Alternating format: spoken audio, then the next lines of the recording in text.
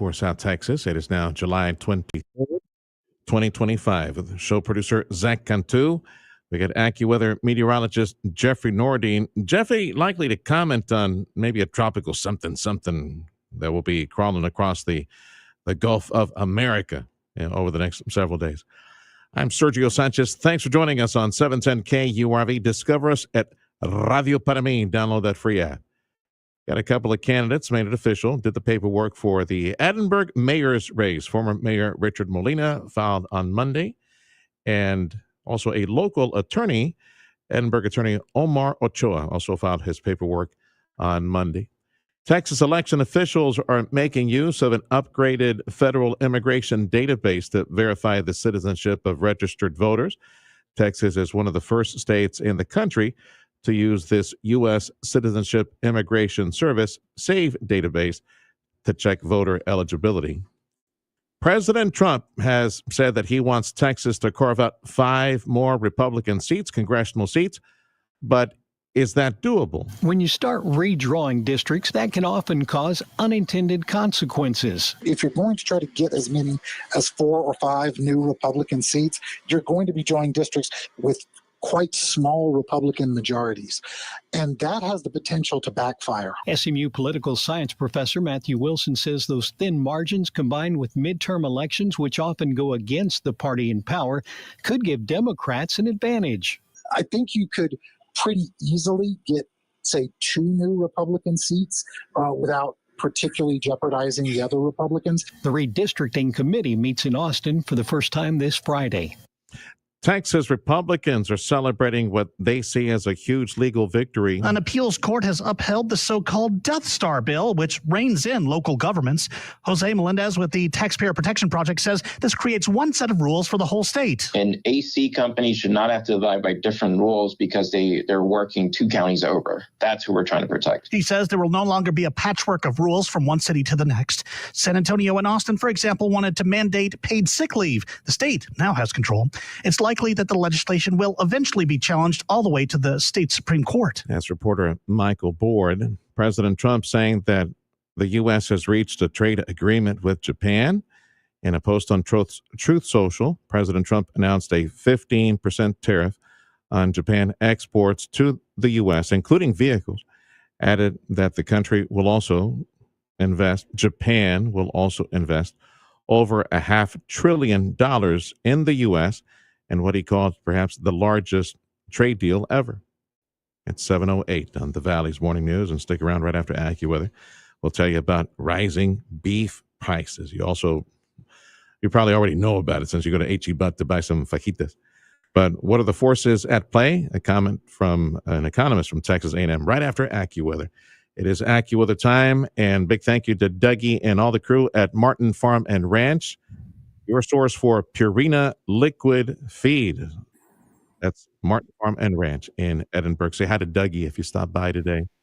Meteorologist Jeffrey Nordine joining us. Let's start with the email I sent you overnight, Jeffy, from the Hurricane Center. They're tracking something, maybe crossing the Gulf of Mexico, maybe coming to Texas or maybe near us.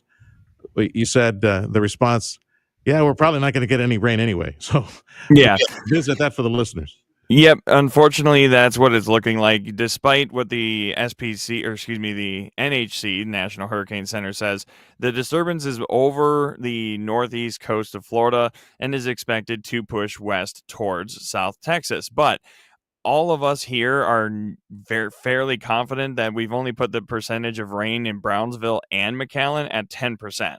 So it's very low that we're going to see anything. Corpus Christi will see some. Houston will get a good amount as well. In fact, Houston, Friday, Saturday, and parts of Sunday could get around 1/2 inch of rainfall from the influence of it, but it is not necessarily we're not calling it a tropical rainstorm even. Okay. Yeah, we'd be on the wrong side, as always, right? On the southern portion or the western portion of whatever blob tropical something hits Texas by the weekend. You said that's what I was going to ask you about. Friday into Saturday and then parts of Sunday. And like I said, Corpus Christi is included. But it looks like I said, Brownsville, McAllen, and even southwest Texas. Yeah. It's down to a 10, maybe a 20% at best. Sure. Any chance, any model saying that maybe this thing can go a little further south, or maybe continue going west over the lake, or Not right now. No, right. it looks like it's just going to fizzle out. Okay, Bill. And Yeah. not even get a name, right? That's the Hurricane Center. We have. Let me see. We just got an updated graphic that they posted, and I think we're gonna keep it under tropical, even depression status. Yeah. So we're gonna keep it a rainstorm. Yeah, sometimes those weak lows and tropical something, you keep them around a while, maybe they'll develop some rain. But let's update it tomorrow, and let's see if we can get squeeze a little more potential moisture out of the atmosphere for the weekend. For what it's worth, what we do get is a little cooling, I guess. Exactly. We go down to the 90s again instead of being in the triple digits. Yeah, 10-4. So you got to take some kind of win, right? Yeah, well, we'll take it. Yeah, triple digit weather going down a little bit for the weekend. Yeah, that's tropical coverage 2025 on 710 KURV. And we'll see how we can update that for tomorrow. Meantime, Texas travel for today and tomorrow should be fine, right? All the trucks headed north? Okay. Today, tomorrow, all good across the entire state. Temperatures generally in the upper 90s to low, and even some spots getting near the mid 100s. So a little bit hot. Pucker up. It's National Lemon Day today. Ooh. And also Vanilla Ice Cream Day. I thought that was a few days ago. Vanilla Ice Cream Day. No, there's just been a lot of ice cream holidays. Yeah. It's Peach summer. ice cream and snow cones, anything cold. Yeah. Popsicles. Speaking of ice cream, I got an ice cream truck that stopped by yesterday and picked up the Sonic, ice cream. Little character. Yep. What's that? Is that gumballs for eyes, or what do they put in there? Yeah. They still have that because that I thought that was going to be taken away. It was actually threatened because, kids were choking on it. So do me a favor. Next time you stop the ice cream truck, you're probably the oldest kid standing there trying to buy some ice cream. Do a selfie for me. Send it to me. I'll just share that online. All right, pal. Call you next hour. That's see ya. AccuWeather and meteorologist Jeffrey Nordine. And highs today, man, I don't even want to say it. It's like 104, 105 in the Western Valley. Looking forward to at least some cloud cover, maybe some extra cloud cover by the weekend because of that tropical low in the Gulf of Mexico. And heads up if you're traveling to Houston again this weekend, there might be a lot of rain as a result of that tropical low. Time is 7:13. Valley's Morning News. And again, thank you to Dougie and all the gang at Martin Farm and Ranch, certified dealer for Purina liquid feed. Martin Farm and Ranch on Monte Cristo, Edinburgh. Yeah, the price of beef going up. There is a warning if you're getting ready to fire up that barbecue grill. This year, cookouts are costing a little bit more. The latest numbers show that beef prices have climbed to record highs. Texas A&M livestock economist David Anderson says a 3-year drought dried out pastures and raised the cost of feed. We really had a tightening up of supplies, and that showed up in the last Consumer Price Index report. Another factor, he says, is the MAHA movement. Demand for beef is up as people seek to weed out processed foods from their diets. Michael Board with that report. It's 7:13 on the Valley's Morning News. There is a movement to create more Florida-style alligator Alcatraz immigration detention centers, including here in Texas. Senator John Cornyn chaired a congressional hearing focused on border issues and the ongoing deportation effort of those in the country illegally. He is encouraging Governor Greg Abbott and Homeland Security Secretary Kristi Noem in building more facilities like the one in Florida and putting one in Texas. There are 291,141 criminal aliens in the United States today who have final orders of removal. The ranking Democrat on the committee said more Americans are turning on the Trump administration, which he said is going too far. Reporter Eric Bushman, time is 7:14. This is the Valley's Morning News. This is News Talk 710 KURV. Going to share with you a conversation I had recently with the chief at the local Shrimpers Association. All those boats that go out on a daily basis, try to get us some Texas Gulf shrimp. Status report for his industry. Yeah, compared to some years back, not looking good right now. So you make sure to consume some extra Texas wild shrimp. That's next on the Valley's Morning News.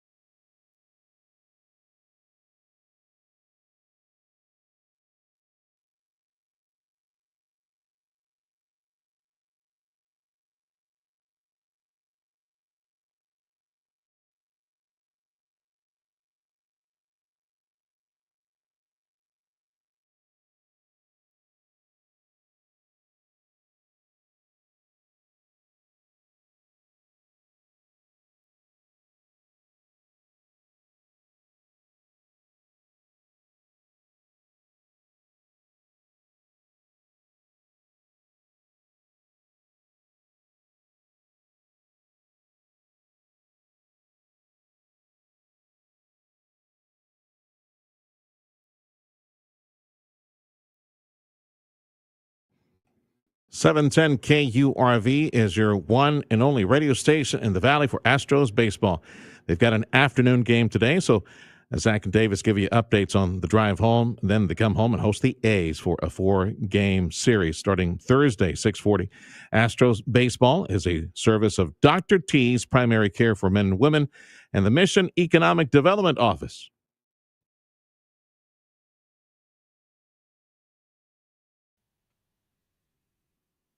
Welcome to the program from the Texas Shrimp Association, Chris Laundrie. How long you been in the shrimping business here on the Texas coast, Chris? I was born and raised in Port Isabel, and my family's always been in this business. I'm a third-generation shrimper, so I've been around this my entire life. Well, since you've seen it your entire life, and you're very young, but you've got the roots to give you information on this. So, how big is the industry now? And how big was it when you were growing up, or maybe your parents or your grandparents were in the industry some years back?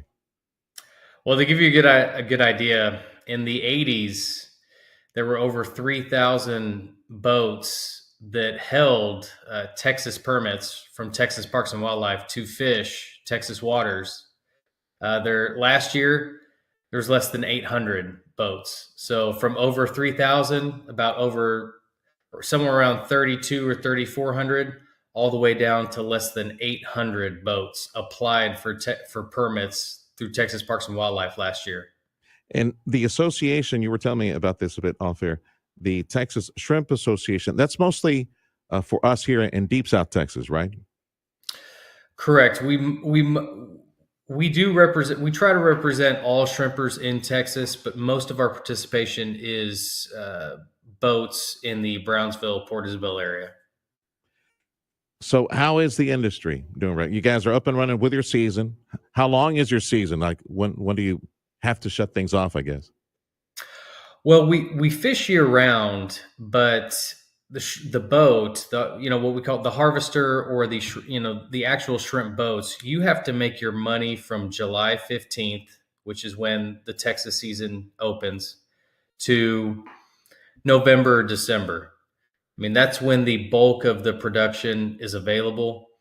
Like I said, we fish year round, but there's lulls throughout the year. You can't count on what you're going to catch after Christmas or, January, starting a new year. You can't really count on what you might catch in the months of January, February, March, April. You really have to make your money from July to November, December. So in South Texas, in our shores here, you mentioned that we have about statewide, right? You have about 800 permits. So how many do we have? How many boats do we have here in the valley that are shrimping?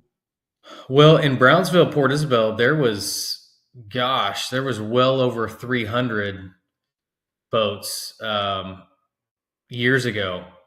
We're down to about 150, and of that 150, I would guess, I don't know for certain, but well under 100 are actually operating. How do we know when we go to H.E. Butt, right, go to the store or go somewhere, how do we know it's Texas shrimp and not something like imported, right, from a farm, something like that?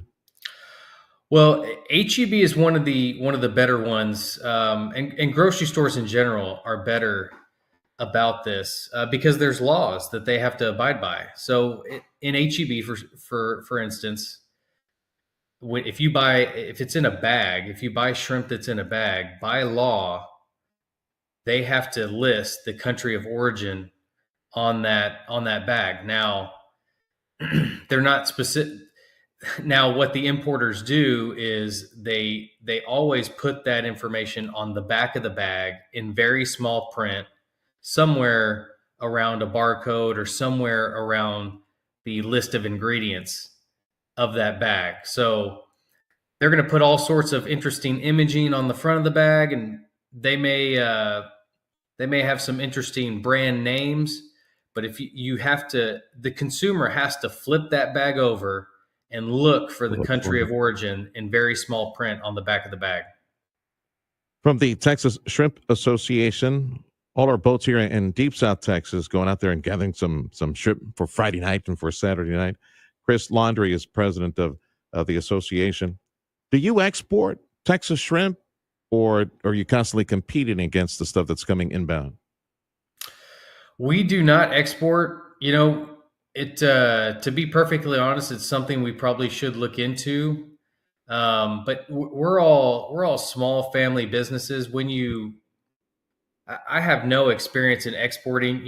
When you export, you really have to trust the person that you're exporting to, whoever's taking possession of your product in the country you're exporting to.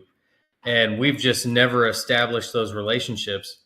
We are being flooded by imports here. I mean, we are what the consumer doesn't realize is we are one of the most heavily regulated industries there is. Okay. I mean, we are more regulated. There are more regulations that we have to abide by than the airline industry, which is absurd as far as I'm concerned. And we are being flooded by imports. And the really sad thing about it, and why we're struggling, is those same rules and regulations do not apply to the importers, because the FDA only inspects less than 0.01% of all incoming shrimp into this country. And when I say imports, we're not talking about someone doing exactly what I do in another country overseas. When I say imports, 99.9% of all imports are farm raised, pond raised, farm raised. And that, I mean, not all animals were meant to be farmed. We're not talking about cows grazing over a pasture. We're talking about shrimp that don't wait for you to feed them at the bottom of a pond. So the rules that we have to abide by do not apply to these importers, because the FDA is only going to test 0.01%. And so what happens is what I like to say, these importers live in a it's a fairy tale. They live in a fantasy land, because they don't have to abide by those rules. They can feed the shrimp antibiotics, veterinary drugs, which they do, because they get caught. The people still get caught for doing it. But if you get caught, the FDA does not destroy that product. And so whoever owns that product can put it back on the ship and take it back to their country and repackage it and send it right back. And they have a 99.9% chance of getting it into the country a second time.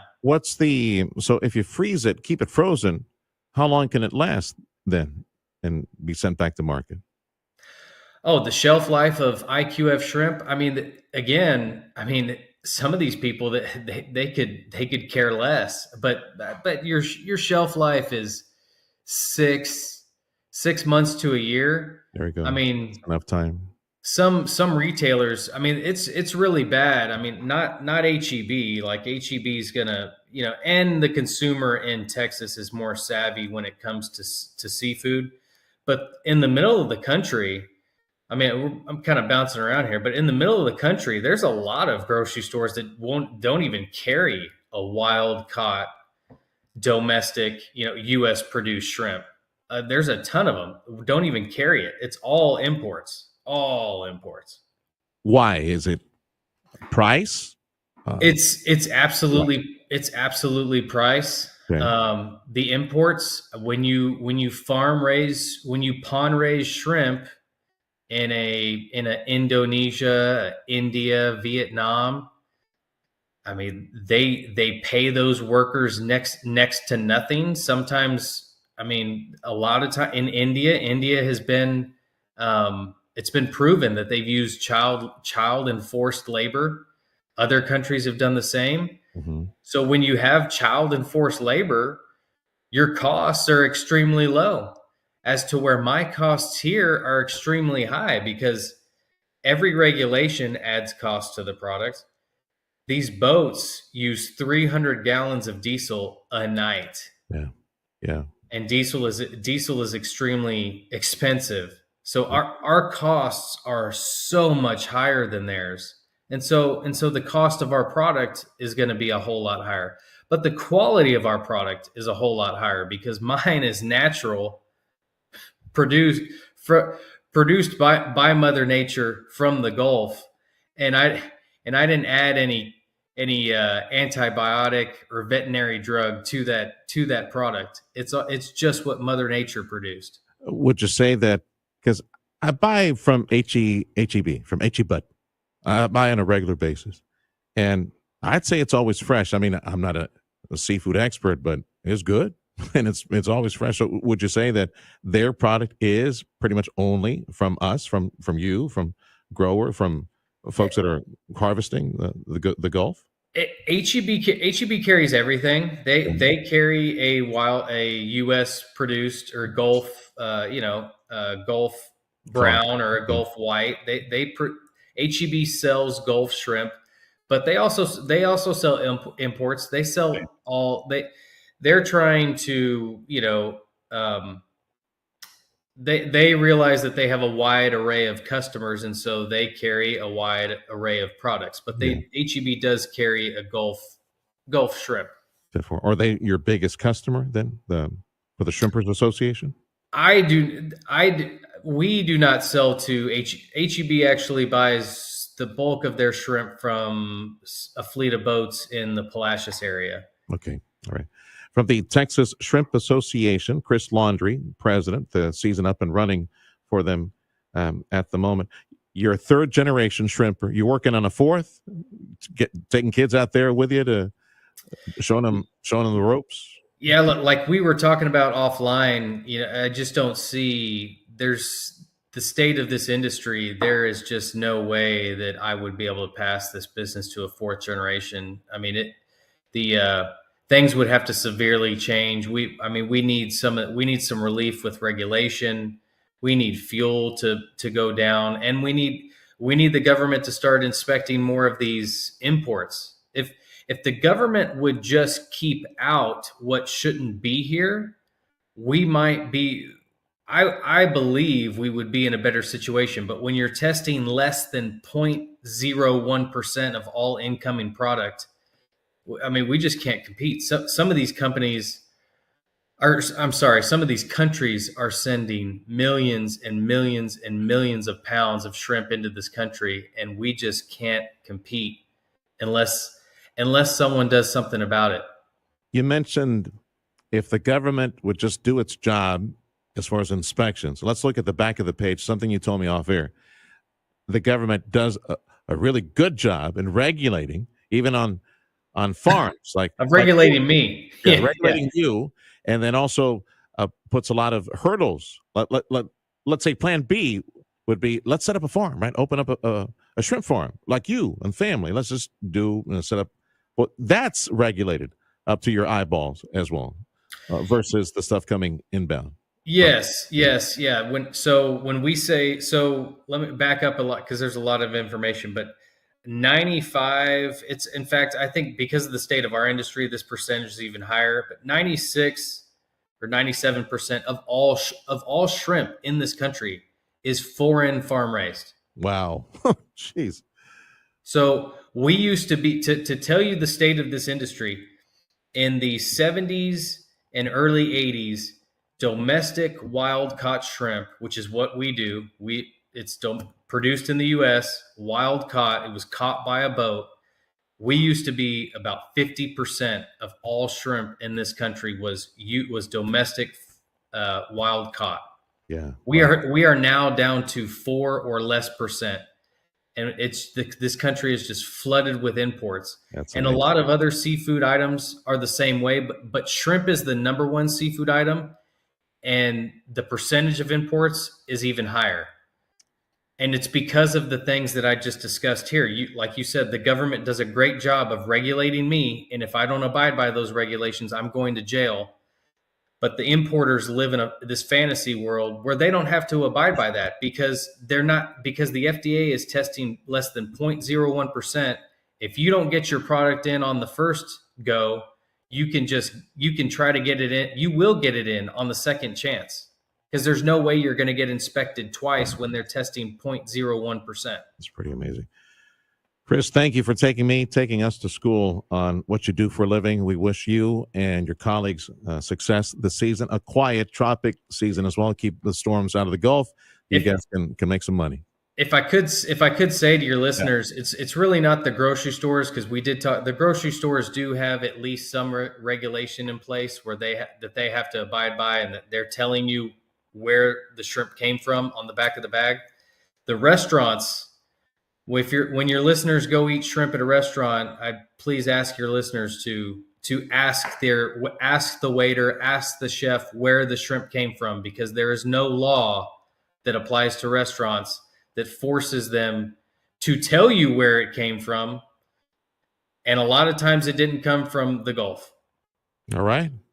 I'll keep that in mind next time we go to that fancy schmancy overpriced seafood place that everybody likes to go to next time. Yes, Thank sir. you, Chris. Continued success for you and your family. Appreciate you joining us today. Thank you. From the Texas Shrimp Association, Chris Laundrie. Be well, brother. Thank you.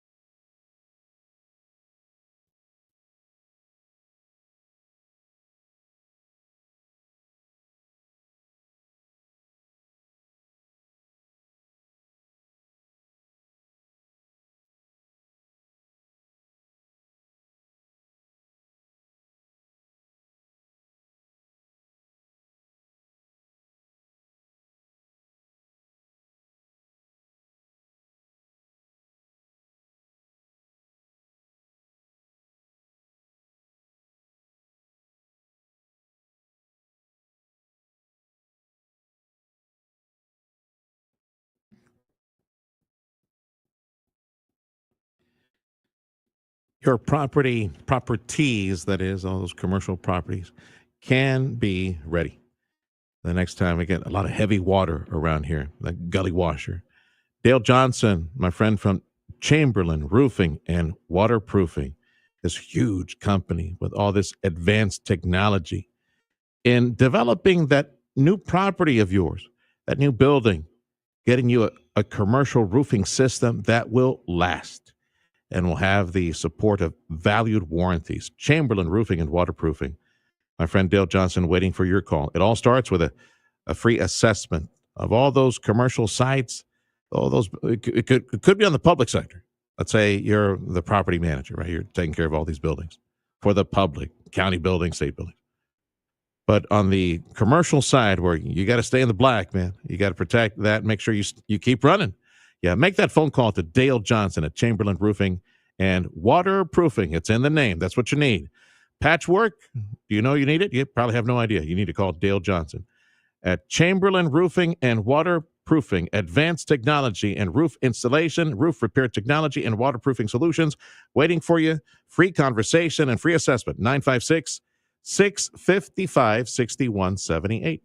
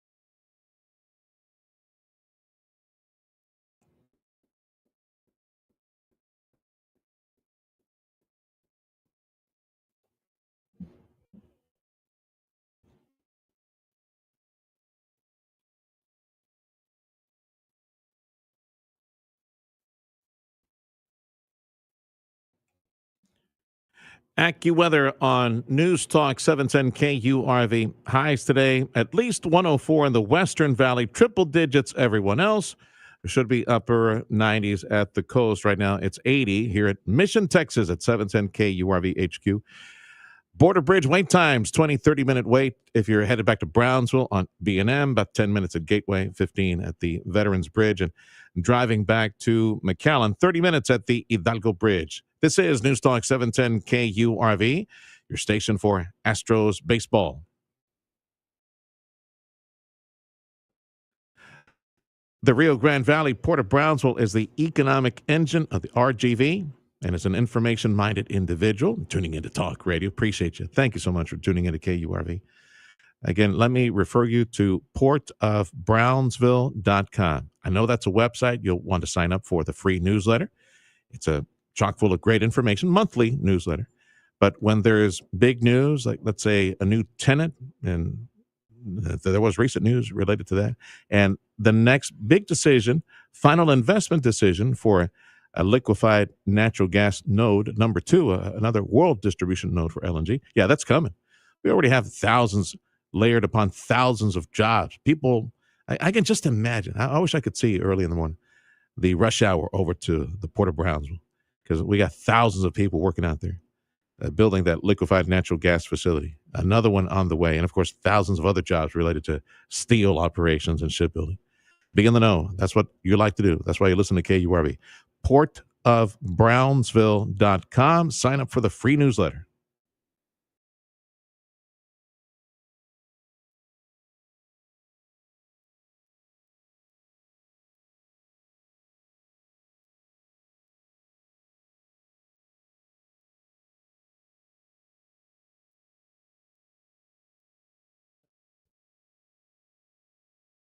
No testosterone.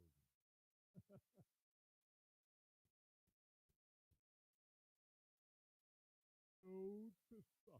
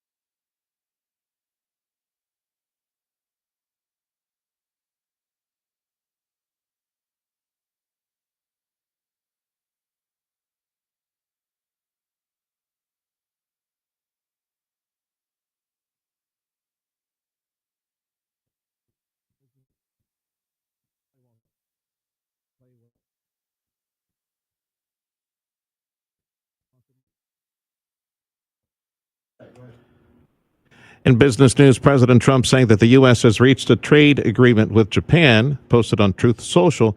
There will be a 15% tax on Japanese items headed to our country, reciprocal, headed that way towards Japan.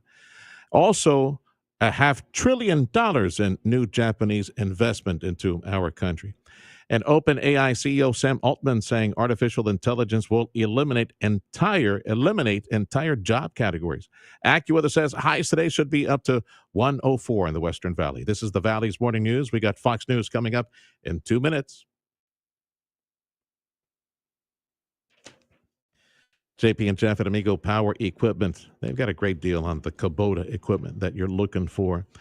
Amigo Power Equipment, Edinburgh on Monte Cristo. JP and Jeff, they've got the Kubota L Series compact tractor. the number one selling compact tractor in our country. Also, they've got the Kubota Sidekick utility vehicles you're looking for, the Kubota Z Series mowers that you need at your property. Stop by and visit with JP and Jeff at Amigo Power Equipment today and get a great deal on that Kubota equipment, your local Kubota dealer. It's Amigo Power Equipment right now. Get your Select L2502 Kubota series for as low as $21,999 or $325 per month. JP and Jeff can help you with this. Again, the Kubota Select L2502 series for as low as $21,999 or $325 per month. Now through September 30th.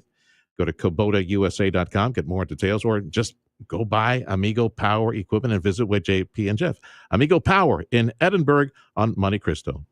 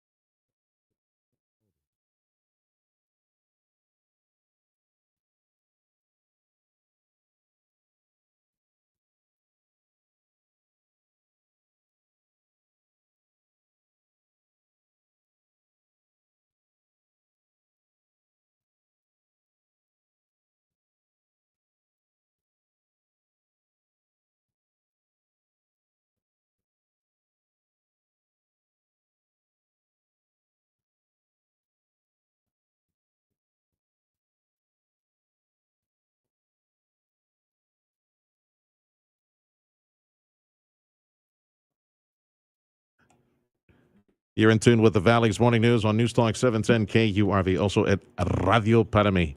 It's news radio for South Texas, also online. Again, Radio Para Mi. Download the app. Zach Cantu, I'm Sergio Sanchez. We got AccuWeather meteorologist Jeffrey Nordine with us. News, a service of Jay Gonzalez Injury Attorneys, ready to fight for you. Call 1-800-CAR-CRASH.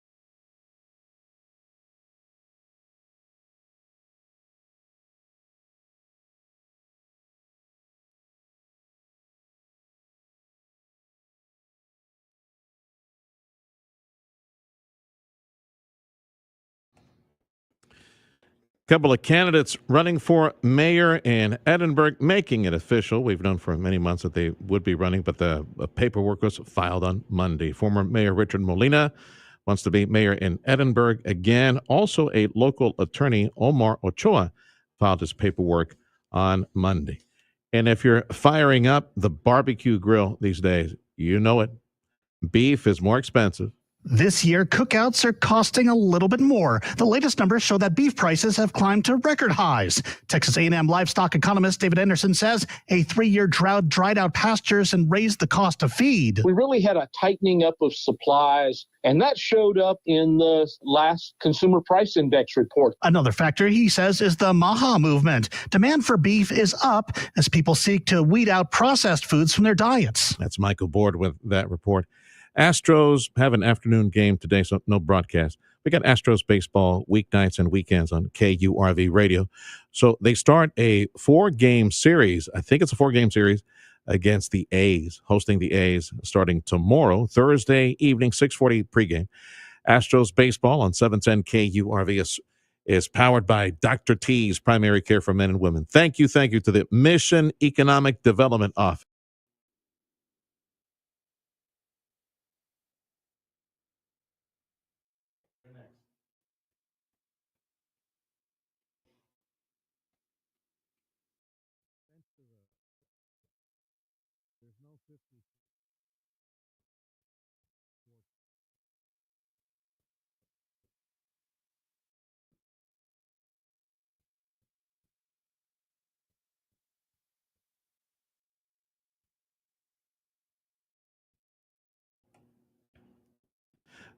Do this for your immediate family, your kids, your spouse, your parents.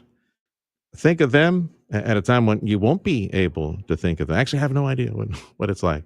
It's just when the Lord calls, it says it's time to come home.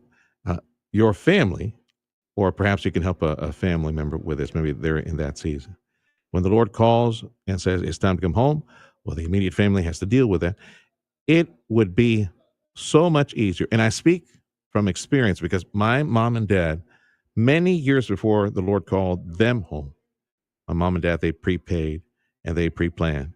And when that time came, oh my goodness, when I saw, the folks helping me with all the arrangements and of course looking at the plan that they paid for, I looked at all the different items that they decided on, a huge list.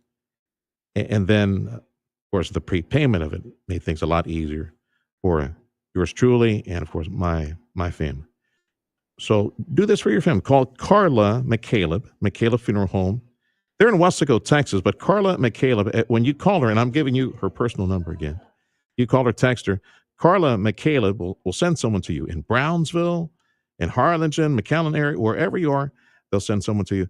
Pre-plan and prepay. Carla McCaleb is at 956-650-2841.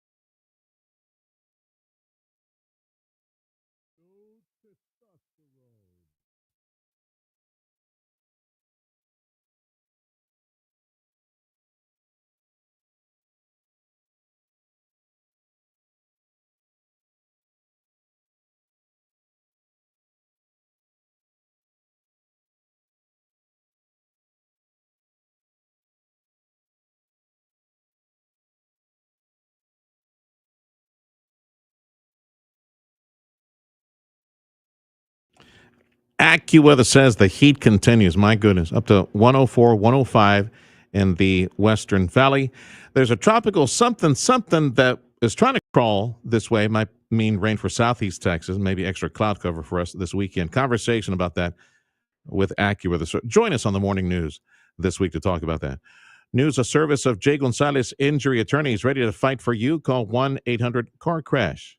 Trade agreement with Japan. The White House saying there's a new trade agreement, 15% tax on Japanese goods headed this way, and reciprocal. President Trump today will be attending a major AI summit in Washington. We'll be calling on a new national initiative, get industry to invest, provide the power for more data centers nationwide. And Arlington, Virginia is America's fittest city again, like 8 years in a row. At the bottom is Oklahoma City and Lubbock, Texas. Yeah, I'm sure McAllen, I'm sure the Valley somewhere in there. I have to look at the expanded list. Border Bridge wait times is posted on KURV.com. Let's see here. If you're headed back to McAllen, it's 30 minutes at the Hidalgo Bridge. That's the one that has traffic. And if you're headed back to Brownsville, who has traffic right now? Not too bad, 10 to 20 minutes at all bridges. News Talk 710 KURV is your home in the Valley for Houston Astros.